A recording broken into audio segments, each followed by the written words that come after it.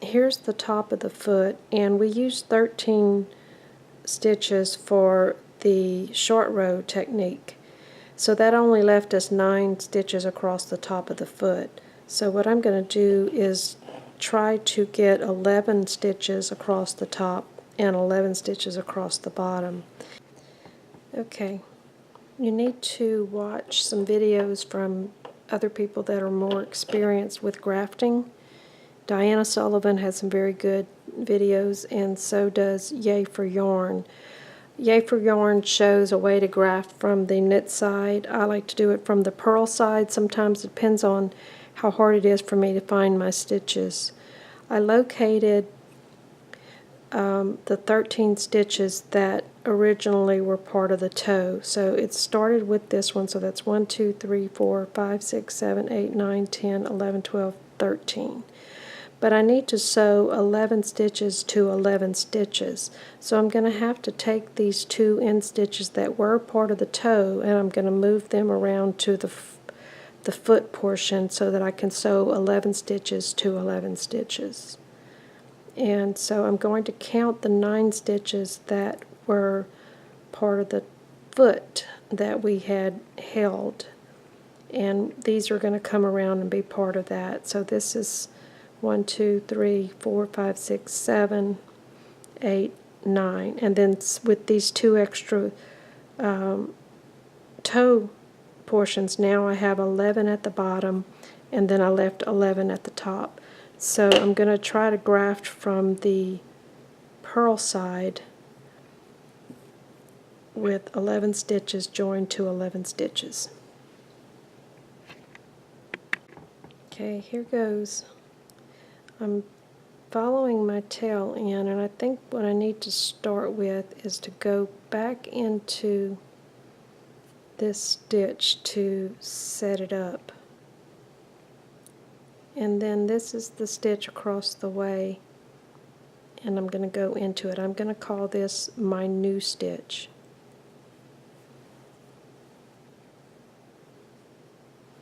This is my old stitch, that's my new one. So while I'm on that side, I am going to do a new stitch. I'm going to come over here and grab the next one in line, and that's doubled up because I think there was 2 loops on the needle. So that's my new stitch, and I'm going to go down to the other side and back through an old stitch, which is right here. So I went old, new, new, old. So while I'm on this same side, after you finish an old stitch, you do a new stitch on the same side. I'm going to skip over to this next stitch, which is going to be new. And when you're going across to the other side, you go back through an old stitch. And if you don't know where it is, just tug on your sewing yarn and you'll find where it came out last. So while I'm on this side, I'm going through a new stitch and then across to an old stitch. And while I'm on this side, I'm going to follow my waste yarn around, do a new stitch across to an old stitch that already has the yarn that I just finished sewing. New stitch, old stitch. And don't pull your yarn tight till the end. While I'm on this side, new stitch, back across to an old stitch. And the way I'm looking at it is where this came out of. And you can see it's forming a little knit stitch there. While I'm on this side, I'm going to choose a new stitch and back across to an old stitch. Anytime you're going back across, you're going to go through an old stitch. And you can see how these look like little knit stitches. New stitch, old stitch, new stitch, across to an old stitch, new stitch, back across to an old stitch. On the same side, new stitch, and continue to the end. I'm getting close to the end, so I just went through an old stitch, because you can see my little stitch going in there, going out through a new one, across to an old one. So far I think I'm doing it right. Into a new one, out through an old one.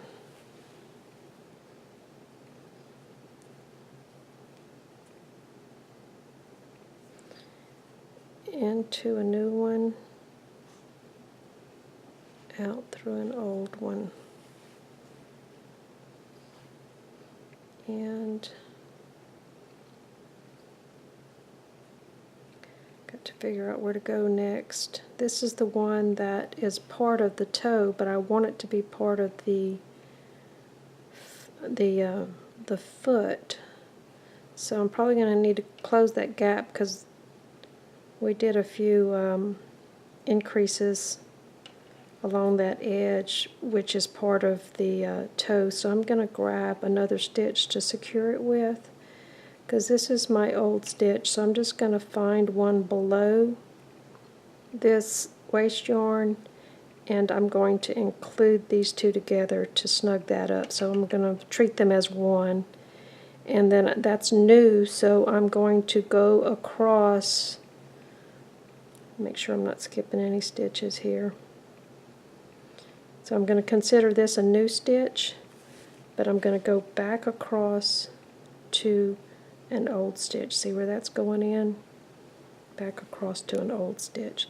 So let me just study this and see if I missed any stitches, and then we can start tightening that up.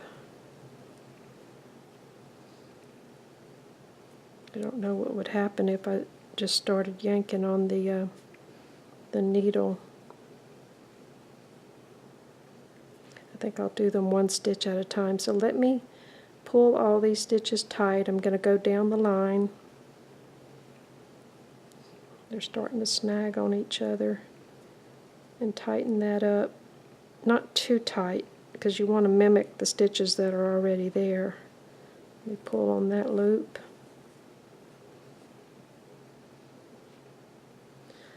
And then pull on that loop. See if I can use a crochet hook or something to help me.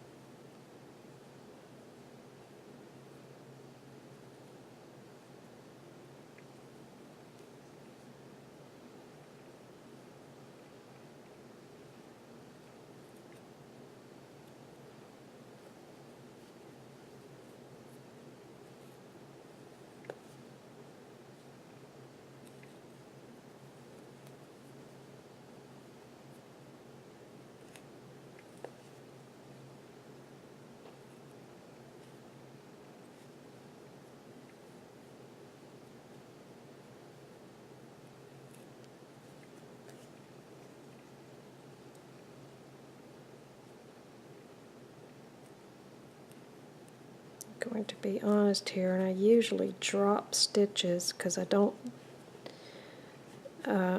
sew them all up, and I end up having to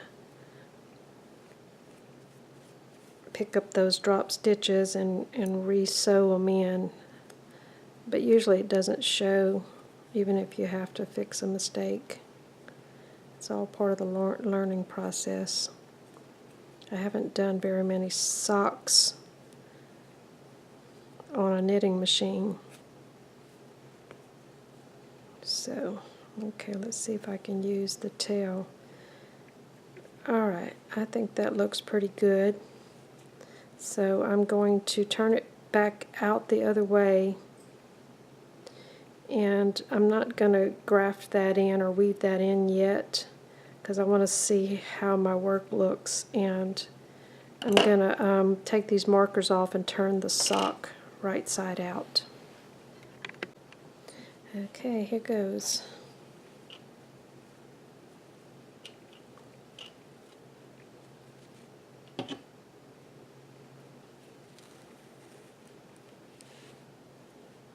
That was a piece of it. And this is the one I think that I ran the threads through those stitches to lock it on. Try not to take too much time. Okay, here's the big reveal of the grafted toe. And I think I did a pretty good job. Now this side was where I picked up that wrap, and I probably should have pulled it to the other side of that yarn, but I'm going to take the tail of yarn that's down inside there and I'm going to neaten that up a little bit. But the grafting is almost invisible and it's very flat. You won't even be able to tell against your foot that there's a seam there. And the only reason we can tell is because our yarn started to change color a little bit there. But I think it came out pretty good. And I also like the way I tightened up those wraps on that last round, so hopefully that will be a better technique on doing those wraps, is to make sure they're tighter than these are right here. Next thing we need to do is neaten up the top edge of this sock. It's always a little confusing where to start neatening this up. So I'm looking at the outside of the sock and I pull on that tail to see where that's coming from, and so I want to work toward the tail, so I'm going to go to the right this way. Got some putty stuck to my finger. So what I'm going to do is study this, and there's a little knot looking here where the beginning of the round was. So I'm going to start right there, and later we're going to come back and close that gap. So here's my first loose loop. So when I'm looking at it, that is really my E-wrap, looks like. So you remember we had a left leg and a right leg? I'm going to pull on the right leg. Then I'm going to come over here behind this big loop and pull on this one. Don't pull too tight, just kind of size them because you want them to look neat. So sometimes I get lost, so I'll just start tugging on them to see where the next one is that I need to pull. Especially when you have a busy yarn, it's hard. I'm trying to make them the same size and still not too tight to put on my leg or my foot. So when the bigger this yarn gets, the more confusing it gets. So I just kind of pull it down and then find the yarn that's laying across it there and pull on the left side of that. There's that yarn that's laying across, so I'm going to pull on this end of it. And every now and then I'll pull out.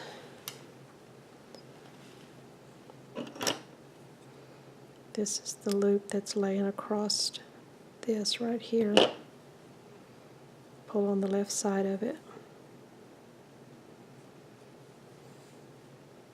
More of that putty.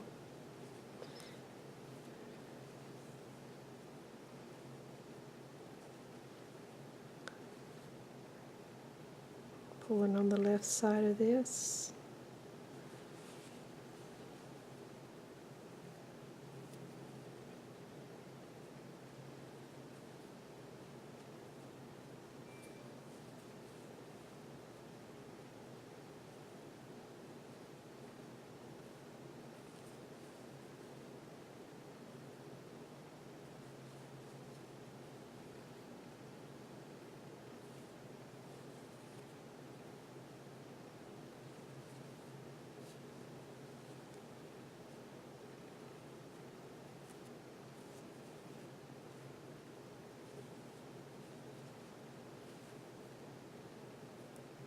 you end up with a good sized tail when you're done. But you see the top edge looks a lot neater now.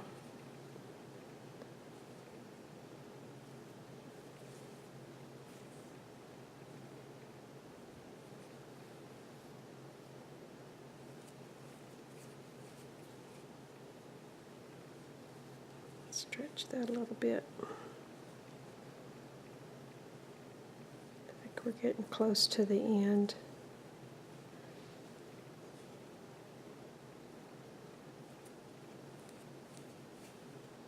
If you're using something like wool, it may get a little sticky on you. So you may want to consider a different cast on for wool. I've not tried it yet on this machine, so I don't really know. So I've got to decide, okay, this is where it is. It's a little tight in there, almost lost it. And I think now we're down to the tail. So let's see, that's about right, and it looks a lot better now. And I can still fold my cuff down. If I'd gotten it too tight, then I'm going to have to reverse the process. So what I'm going to do with this tail now is I'm going to come back in here and recreate that last stitch to join that together invisibly. Okay, I'm going to see how these loop together so I can see where I want to join this. And this yarn is not going to really show very much, so I'm just going to go in right there and join that gap up a little bit. If it's a solid yarn, you may need to be a little bit more careful about where you're sticking your needle. So I'm going to come back around again over here through that loop. And I'm going to weave my yarn in actually on the outside of the sock. It sounds kind of funny, but I'm going to be turning my sock down. So I'm going to come over here to one of these columns.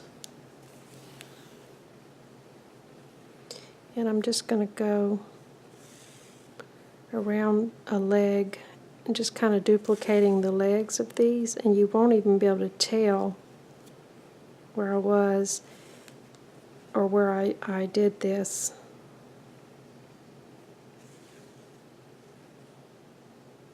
Just don't pull too tight.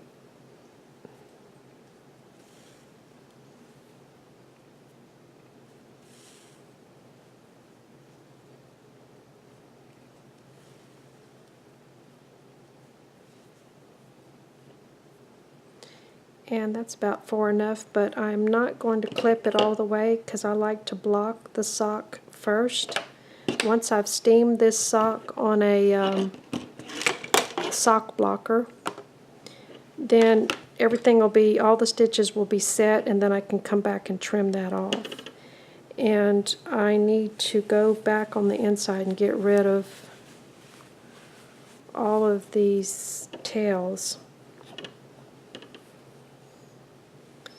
and weave them in. I think I just have this one. So this is where that toe was a little bit funny. Maybe it was on that side. But I need to weave this yarn in too.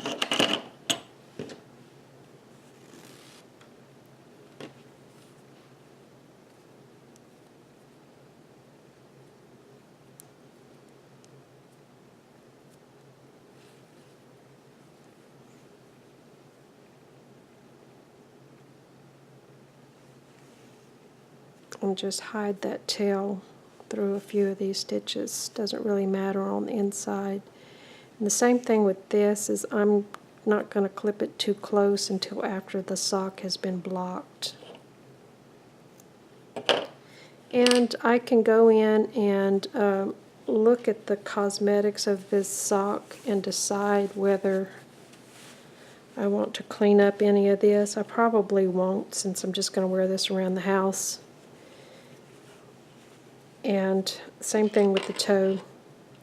I'm just going to call this my beginner sock. I think it looks pretty good.